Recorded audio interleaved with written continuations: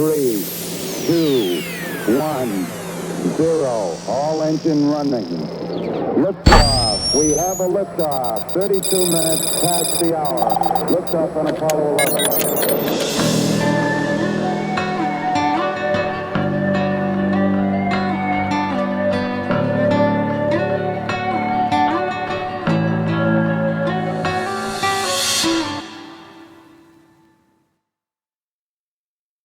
Welcome to Roots of Reality. I'm your host, Ben Baumann, and today I'm going to be talking about the history of the threat of nuclear war.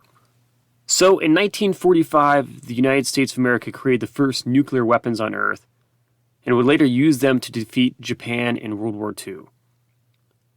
And since then, other nations have developed nuclear weapons of their own, in turn giving birth to the idea of a nuclear war between two nations with nuclear weapons.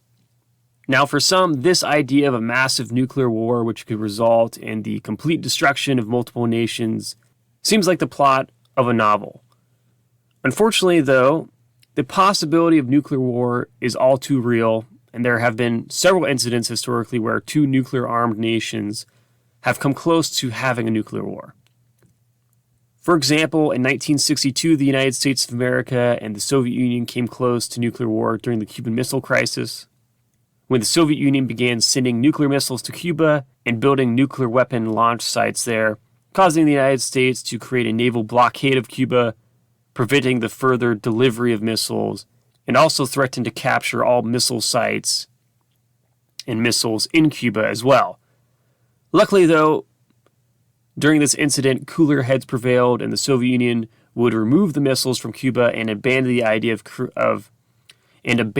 the idea of constructing these nuclear sites. And in response, the United States of America promised to never invade Cuba and remove its nuclear missiles from Turkey. Thus, the world really dodged a bullet there. However, this was not the only time during the Cold War that the United States and the Soviet Union came close to nuclear war.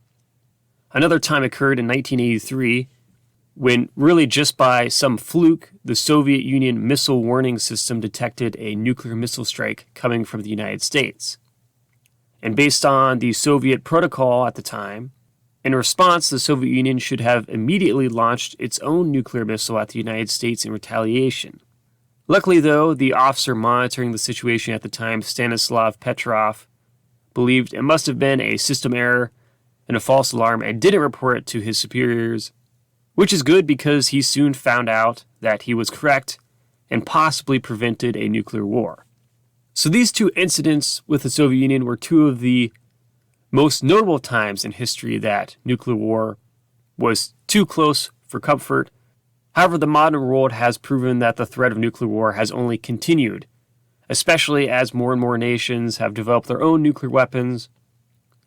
For example, in 2017, the North Korean dictator Kim Jong-un boasted about North Korea's capability of hitting the entire United States with nuclear weapons. And in 2019, India and Pakistan both warned of the threat of nuclear war with each other due to their dispute over the territory of Kashmir. And finally, today, the Russian dictator Vladimir Putin has threatened to nuke other nations that try to help Ukraine because Putin wants to try and conquer Ukraine and commit genocide against the Ukrainian nation without international interference. And therefore, he is even willing to risk the lives of the entire Russian population to do so by threatening nuclear war. Therefore, due to this, tragically, Putin has completely ruined Russia's international reputation and has severely damaged Russian history and culture by making it so now when many around the world, for the foreseeable future, when they think of Russia, they will think of Putin's genocide and his crazed threats of nuclear war, instead of the many historic Russian writers and scientists and composers and more that actually contributed to the world. So because of all this, the world is really not much safer than it was during the Cold War. In fact, in today's world, instead of just worrying about nuclear war between the Soviet Union and the United States, the following nations now have nuclear weapons: the United States, France, the United Kingdom, Israel, Pakistan, India, Russia, China, and North Korea. And obviously what's especially concerning when it comes to this group that has nuclear weapons, it's the last three: Russia, China, and North Korea. Because as we're seeing right now with Vladimir Putin in Russia, whenever dictators have nuclear weapons, they are literally just one button away from starting a nuclear war. And clearly, as Putin has shown, nuclear weapons can be used as a way of invading foreign nations and scaring other nations away from getting involved to stop that invasion.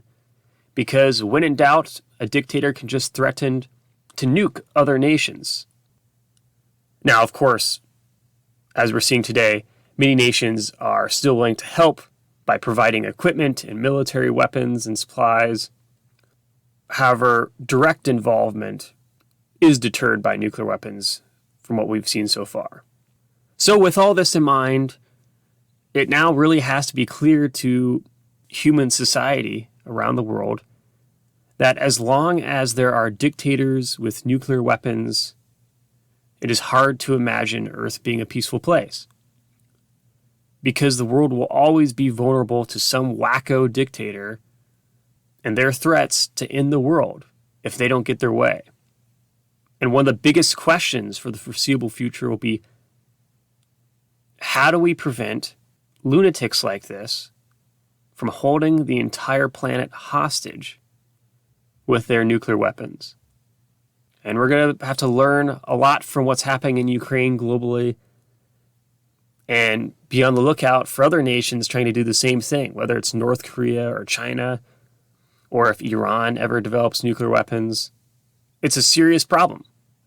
And our ability to prevent the further spread of nuclear weapons and ever get rid of nuclear weapons in general seems like we're a long way from even being able to have that conversation. Because if any dictators has some type of ambition or interests in conquest, they will just look to see what Putin's doing in Ukraine and think to themselves, all I need is a nuclear weapon, and I can probably get away with a lot. However, perhaps the economic sanctions and the donations of military equipment and supplies to Ukraine will prove otherwise and show that even if you do have nuclear weapons, unless you're willing to use them, which hopefully Putin doesn't do that, but we are not sure yet, then perhaps there's hope to prevent people from using nuclear weapons as a way of sort of blackmailing the world. But right now, we're just kind of living in these disturbing times, and we'll just have to wait and see.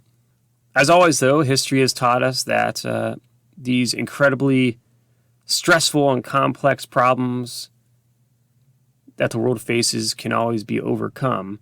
Human society has gone through a lot and has dealt with dictator after dictator throughout history because they can't last forever. But what's happening in Ukraine really is a wake-up call for the world to understand that authoritarianism is an incredible threat to every aspect of society, and especially authoritarians with nuclear weapons. As always, remember, billions of years led to you, so make the most.